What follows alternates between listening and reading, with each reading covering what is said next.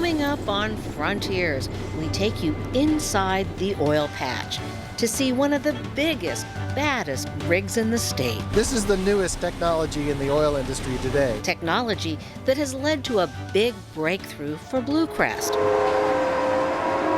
After a half-century of coming up short, drillers have finally tapped into a substantial pool of Cook Inlet oil. It's legal! Also ahead, how a trip to the North Slope turned teachers into students. Sponsorship for Frontiers with Rhonda McBride is provided by your local Alaska Toyota dealers. Toyota, let's go places. Alaska, where there are old triumphs, but also new frontiers, with challenges as great as the state itself, but a belief the best is yet to come, bringing you the faces, the places, and the spirit of the last frontier. This is Frontiers with Rhonda McBride. Welcome to Frontiers. In this show, we explore the world of a small, independent oil producer. We take you to the Kenai Peninsula, inside an oil patch which, unlike the North Slope, is easy to get to. The Cosmopolitan Prospect, just off the Sterling Highway, about 5 miles north of Anchor Point. The motto here at the Cosmopolitan Project is, if first you don't succeed, try again. Many oil companies have come and gone, but BlueCrest Energy, the fifth one to explore here, has finally found enough oil and gas to make it worthwhile. Cosmopolitan was actually discovered in 1967, back when there was a lot of activity in the Cook Inlet. I remember as a child here then, there were people everywhere with activity in the oil and gas industry. And what Pennzoil found back then was a little bit of oil. It was interesting. They drilled a well offshore, and there was some oil there. But the same year, Prudhoe Bay was discovered, and everybody left the Cook Inlet and went north to Prudhoe Bay. Well, 20-something years later, ARCO started looking at that again. The oil reservoir is several miles offshore and hard to pinpoint. Other players like ConocoPhillips and Pioneer looked for the same oil, but eventually gave up too. But today's technology has given the smaller independent companies an edge. 2 North Slope independents recently scored big finds. Armstrong Energy believes its discovery at its Pitka unit will produce around 120,000 barrels a day. And Kalis Energy hopes its Smith Bay find will produce even more, about 200,000 barrels a day. The BlueCrest project is much smaller in comparison. This field now produces only a few hundred barrels a day. But someday, the company hopes to tap as much as 17,000. Welcome news. With low oil prices and fears, the Alaska oil industry's best days may be over. I hear that a lot. Oh, Alaska's oil industry is dead. And that's really not true. The oil hasn't gone anywhere. There is a tremendous amount of resources on the North Slope and in the Cook Inlet yet to be discovered and developed. But it's going to take some time. When oil prices are low, companies tend to not have the budgets to do the exploration work. Hopefully prices will come back a little bit, but even at these prices that we have now, we're still seeing activity. Like BlueCrest, are still continuing to drill. We're going to drill at least the first 2 wells that we know at Cosmopolitan through next year. You've heard people say, well, it's not the major producers that are going to find our oil, it's the little guys. So would you consider yourself and Armstrong little guys? We're definitely little guys. There's no question. Now we have. But why is that you think that's true? Well, I think the little guys sometimes are more willing to take risks, but calculated risks. If we're careful and we do it right, we're able to look at things from a little different perspective. In my background, I was with ARCO, so I have a major oil company background. Let's mention one thing about your background is that you grew up on the Kenai. So how has that changed the way you deal with things? Does it have an impact?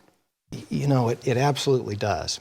I never forget the days as a teenager, just walking out onto the beach and looking across at Redoubt and Iliamna, and the beauty that we have in nature here is something that to me is very important that we protect. And that's one of the reasons that we've decided to not drill offshore oil wells. We're doing it from onshore. Benjamin Johnson's family lived in this log house when they first moved to the Kenai Peninsula. He graduated from high school in Kenai in 1975. The year before, he received the Alaskan Teen of the Year award. So let me just show you. He's proud to bring this project and the jobs and innovation that come with it to his hometown. This rig is designed to skid on top of these rails. A rig that weighs more than 1 million pounds, the largest in the state. We can move in minutes. We can move from well to well. Older rigs have to be taken apart to move to a nearby well, a process that can take weeks, even months. This is the newest of the technology in the industry. So far, BlueCrest Energy has invested about $500 million in Cosmopolitan. The field is expected to have at least a 30-year life. So what is the scale of this well compared to a Prudhoe Bay? Well, in terms of the total thickness of our zone, we actually have a lot more thickness than what Prudhoe has for the gas and the oil. Our wells are not as productive nearly as Prudhoe wells have been and are today. But we're looking at production rates. Our initial facility is built for 10,000 barrels of oil a day, and we're gonna wait until we get the wells drilled, the first few wells, to see just how much we need to expand the facility in the future. Whether it's 20 or more, we'll see then. And of course, Prudhoe Bay currently is around 500,000 barrels a day. The total North Slope, yes. And of course, back in its heyday, it was more than 2 million a day. So this is not a bad find, but it's not a monster find compared to some of these. That's right. But for Cook Inlet? For Cook Inlet, this is likely to more than double the production of oil in the Cook Inlet. The major producers with the deeper pockets would seem to be in a better position to shoulder more risk. But in the oil industry, the smaller independents often turn out to be the innovators. I'm proud and I'm amazed at what all the people have done here. The project has moved at a brisk pace. It was under budget, on schedule. Last year, the whole area was nothing but a parking lot, and this year it's on production, 38 acres. We have the largest drilling rig in Alaska on it. So it's a lot easier to make things work. How's it going, Joe? Doing well. Calling you back about your cement bond log you called me about. Joe Polya is the drill site supervisor at Cosmopolitan. He's worked for companies big and small and says each has a role to play. Prudhoe is an elephant. Kuparuk is an elephant. This horizon or prospect here, you might think of it more like a zebra or rhinoceros. Today's opportunities are not as attractive to the big companies in search of elephants. There's a lot more layers and level of control. It takes longer to get things done with the majors. Polya says the smaller players are in a position to create jobs quickly. Every rig employs about 100 to 120 people, and that's 100 and 120 breadwinners and families. Polya says he lost his job on the North Slope last year when the state did not pay oil tax credits his company had counted on for its drilling budget. These same credits are what made the BlueCrest Anchor Point project a reality, credits soon to be phased out completely. The big question, will the sun set on opportunities or rise again someday with the price of oil? This spring, BlueCrest plans to fracture wells in its Cosmopolitan unit. Although some environmental groups worry about water pollution, the company says it will use state-of-the-art techniques to control the fracking, which will take place more than a mile below the seafloor. Another fear, BlueCrest tanker trucks on icy roads headed to the Tesoro refinery in Nikiski and the threat of spills along the way. Still to come, oil tax credits help BlueCrest get off the ground, but now the future is uncertain. We're no longer going to be relying on the oil industry as the single source for our revenues for the state of Alaska. Up next, the pros and cons of tax credits, why the debate will dominate the next legislative session.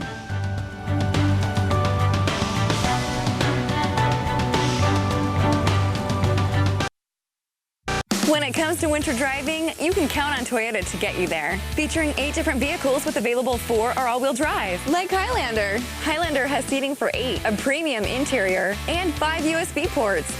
There's a ton of cargo space and exceptional safety features, including 8 airbags and more. Highlander simply leads the pack as one of Toyota's most sought-after models. So come find out why for yourself and take advantage of excellent limited-time savings. See Kendall Toyota of Anchorage today. Toyota, let's go places.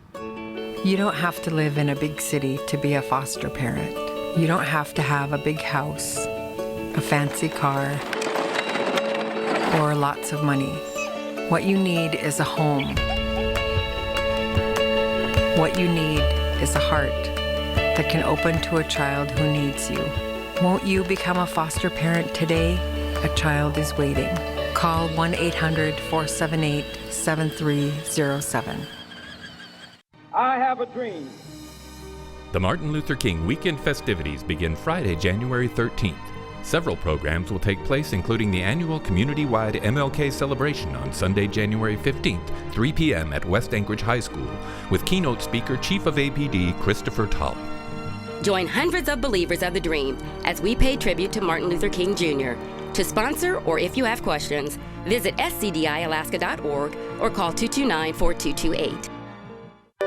There's an old saying, you won't find news in a newsroom. And you won't find Joe Vigil there if he can help it. To say Joe gets around is an understatement. We came down here. See, he's not the kind of anchor content to just read the news. Fly from Portland to Washington. He'd rather be out here where the news lives. Joe Vigil and KTVA 11 News. Be there. Before the state battled with multi-billion-dollar budget deficits, it was one of BlueCrest's most important partners, with generous tax credits and state investment in a jackup rig to explore Cook Inlet. The Anchor Point project became a reality. This rig could work anywhere in Alaska. It is unique because we can drill so far out. BlueCrest has developed a reputation as the little company that could. This rig uses the latest technology to drill through the earth horizontally. These pipes will extend 3 miles out under the ocean floor to tap both oil and someday perhaps a large reservoir of gas. What this technology does is incredibly intelligent. The pipe itself is turning the whole time. The drill bit has sensors to make the pipe turn in the direction it needs to go. As it cuts through the ocean floor, massive quantities of drilling mud continually bring up tiny pieces of rock, once part of an ancient stream bed. It's critical to get the cuttings out because excessive drill solids will wear your pumps out very fast. Last summer, Mark Fairbanks was an out-of-work mud engineer. The Cosmopolitan project was a lifeline. It's critical for the Alaska economy because I mean, on location here, there may be 50, 60 people, but it's supporting 3 times that many or even more jobs. Since the state scaled back its payments on tax credits, there are worries projects like this might suffer. So far, BlueCrest has been paid $25 million, but it's still owed another $120 million. Although the state awards companies tax credit certificates for the work they do, there's no deadline to pay off the full amount.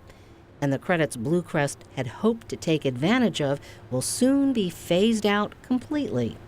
We do believe that, without a doubt, it's a good deal for the state. And I've testified to the legislature and shown that the credits that the state has paid for what we're doing earns a 300% return for the state of Alaska. So that's a good investment. That's very good. The other issue, though, is receiving actual payment for the credits. You've been paid some, but not all of what you've spent. That's correct. And how has that affected your development? Well, so far, it has not slowed down anything we're doing. We've been very careful in the way that we plan our business. Some other companies have actually borrowed money hoping that they would get the tax credit payments. And when they're not getting those payments, it's very difficult for them. We didn't take that chance. We did not borrow any money. against the tax credits. We only spend what we have. Well, one of the other issues is that some companies had problems. They came up here, used those credits. Buccaneer, one of your partners, they wound up leaving the state owing people a lot of money. How did Buccaneer's problems affect you? It was a difficult situation working with them. We needed to work with them because they had the offshore drilling rig that we used to drill our offshore well. The way we got around that was that we eventually bought their cosmopolitan assets. We didn't buy the whole company. But do you think that the state needs to be a little more careful when offering these credits, just to be sure that people have deep enough pockets to undergo all the fluctuations in the market? I think the legislature looked pretty hard at that this year, and in terms of making sure that the money from the credits is used in the right way. What you don't want to see happen is for a company to take the credits and then leave, or take the credits and not pay their bills. That's just unconscionable. And we're not that way, and I think the legislature now understands, and they're trying to make sure that the credits, however paid, are used properly. Buccaneer also had a partnership with the State Economic Development Agency to bring the Endeavor jackup rig to Cook Inlet, which helped pinpoint the location of the oil and gas that has eluded producers for a half-century and now gives crews here at Cosmopolitan work. That's what I'm talking about. Brian Lindbergh and James Goff believe their work here is an opportunity that will feed them not just for today, but tomorrow. We have a huge amount of mud volume. We're drilling deep wells. We have an enormous, powerful rig, and being able to be a part of that, you learn. I want to learn it all. I mean, and that opportunity is out there. Even for geologists familiar with decades of charts, this project is sure to expand the body of knowledge about what lies beneath Cook Inlet. It doesn't make any difference whether 1,000 geologists have worked in the field before, worked in the Cook Inlet before. There's always new things. While knowledge is one of the prizes, there is, of course, the oil. And if all goes well, in 7 years' time, Cosmo might turn a profit and pay the state more oil royalties. It's a sample taken January 3rd at 1:45 p.m. It's good crude, absolutely sweet. There's no sulfur, sour smell to it, which is a good thing. Originally, there were plans to develop the gas fields here. But with the uncertainty about tax credits, that's on hold for now, along with the jobs that might have been. About 200 jobs are directly tied to the BlueCrest Cosmopolitan project. Those include contract workers at Anchor Point and about 20 employees at BlueCrest's Anchorage office. Had the tax credits been paid, BlueCrest says that it would have developed its gas project and would have hired another 150 employees. Well, the oil tax debate could turn out to be one of the most contentious issues of the upcoming legislative session. This week, at a Resource Development Council breakfast, it was clear the divide from last session remains. Republicans want to bridge the budget gap with more cuts, yet want to see outstanding tax credits paid. Democrats feel the tax credits eat up too much of the budget. We need to have some more transparency in the tax credits. Alaskans deserve to know what we're paying for. I don't know exactly what the tax credits solution might be. I'm not sure we even need a solution at this point. The governor has deferred paying tax credits, which state law allows. It doesn't stipulate when the credits need to be paid. Now, there is a formula that sets a minimum amount for each fiscal year, which the governor has included in his budget, but falls far short of the outstanding credits owed. Right now, about $500,000 in credits are outstanding, and in 18 months, the unused credits could grow to about $1 billion. Still to come, it's not easy to learn about the oil and gas industry, but one teacher found a way to make it fun. Okay, so you got marble. What would we use marble for? We'll show you how she gets the message across and why her students enjoy those lessons. I just want cremation. Cremation specialists in Alaska. Can I have a service before cremation? Our staff is committed to serving your needs. I just want something basic. The simpler, the better. Specializing in simple cremations. Whatever your reasons are for choosing cremation, call Cremation Society of Alaska 277-2777 or in the Valley 373-8627 and on the web at alaskacremation.com. Giving back to the community is just one of those things that I don't know if there's anything that can replicate it or replace it. It's an invaluable experience seeing smiles being brought to everybody. Mankind is one, and Rotary helps you to understand that. Being known as a WOW contributing member of this community, and this is one of my best ways of being able to give back to show that. I always say that it's the best decision I've made as an adult. I'll continue to be a Rotarian. I don't know that there's an easy season when you're a meteorologist. This is a really dynamic atmosphere. We're in between some mountains. The Alaska Range, you can see it over there. We got the Chugach over here, the Kenai over here, all these inlets, this landmass, a big valley that kind of creates kind of a vortex at times. So it just is pushing and pulling, and there's a lot of different pieces to the weather puzzle out here. And it can change. You change one of those pieces, and it can just throw everything up in the air. What is health? It's more than a number on the scale. It's in the water we drink and the air we breathe. It's reflected in our jobs, our climate, and our community. Our health is holistic. Our health care should be the same. At ANTHC, we're providing clean water and sanitation around the state. We're working in partnership to make homes safer, healthcare treatment smarter, and fulfill our vision that Alaska Native people are the healthiest people in the world. Although oil funds most of our state government, Alaskans, unless they are directly involved with the industry, know very little about it. BP hopes to change that through its Teachers of Excellence program. The company took some of Alaska's most talented teachers to the North Slope in hopes that they'll pass on what they learn to their students. Emily Carlson shows us how one teacher has taken the experience back to her classroom. It's Conglo. I could not pronounce that. In this 7th grade classroom, That rock, yep. mistakes are encouraged. If I have a rock in my hand and I have a mineral in my hand, how would I know the difference? Sophia Utterback. Janelle Fye is more of a guide than a teacher. It's not layered, so you're good enough to know. Desks serve as laboratories, and collaboration is encouraged. So would this make us a lot of money if we could pull this out of Alaska and use it as a natural resource?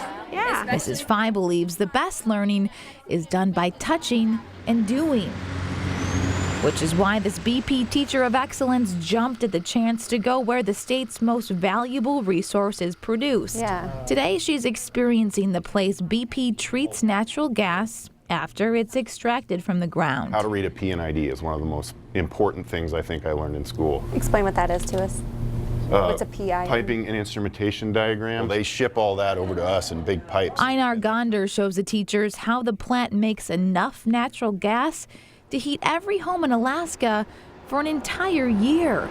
Mrs. Fye watches as crews unwrap this rotor, a $3 million part. One of our newer trucks, engine 6. How large is the territory that you cover? 70 square miles. And at Firehouse 1, she sees that in Prudhoe Bay, the next truck over here, the most important job is eliminating risks. Our guys, our team, guys and gals, it's about educating them and training them to be able to respond, but it all starts with safety system. And I flew into a town named after an animal. Where am I? On the shores of the Arctic Ocean, Mrs. Fye starts her lesson plan. Woo! It's Waco! Grabbing mementos of a place far away, but close to the heartbeat of the state's economy. How has this trip made you a better teacher? Oh, well, easily, because I want my students to make connections to the world they're around, which means I have to make those connections and then bring them back to the classroom. You're going to write the number down in the correct spot, and then we will check them at the end. Weeks later at Romig Middle School, It's like how they're not speckled, and so you know it's marble. learning sparks as the kids feel those connections all the way from Prudhoe Bay. The middle schoolers are sponges, absorbing the information through the rocks. Because it's hands-on learning, besides like just sitting in class and watching her talk. Yeah. So you like actually are interacted in the thing. Activity. I joke that I try to teach them how to solve the world's problems, but I really believe that they have to grow up and they're going to be the persons that are in charge and helping us navigate the problems that we face. So if we're not teaching them now, then who is? Push your chairs in, please. The kids leave her classroom as future stewards of the state's most valuable resources. For Frontiers, I'm Emily Carlson. There are 23 BP Teachers of Excellence for 2016. 10 are from Anchorage. If you'd like to nominate someone for 2017, you can find a link on the Frontiers section of KTVA.com. Well, we have some Frontiers feedback to share with you about our special holiday episode of The Lullaby Project. The first comment comes from Judith Mack, and she says, "Today I watched the sequel to the Highland Lullaby Project. I have not been able to get the story out of my head. You did an excellent quality job reporting on this project." Bree Rumago also commented about the project and said, "I really appreciated your coverage of the Lullaby Project. What a wonderful project, and the reporting was excellent. We need more of this in our community and in our news." And Hannah Marshall chimed in on Facebook. "As nice of an idea as this is, I can't seem to understand how programs like this are promoting equality if there's nothing similar offered to the men. Hasn't society decided that fathers are equally valuable?" Well, one quick note, the head of the Lullaby Project, Shirley Mae Springer-Staton, told us that she would like to have a similar project for the men who are incarcerated, but that always depends on funding. Well, as always, we appreciate your comments. Feel free to email us or tell us what you think on our Frontiers Facebook page, and don't be surprised if your comments wind up on our show. Also, you can find all episodes of this program on the Frontiers section of KTVA.com. Well, thank you for taking time out to join us this week as we explored another facet of Alaska. Maybe you found something new to think about. So we'll see you next week.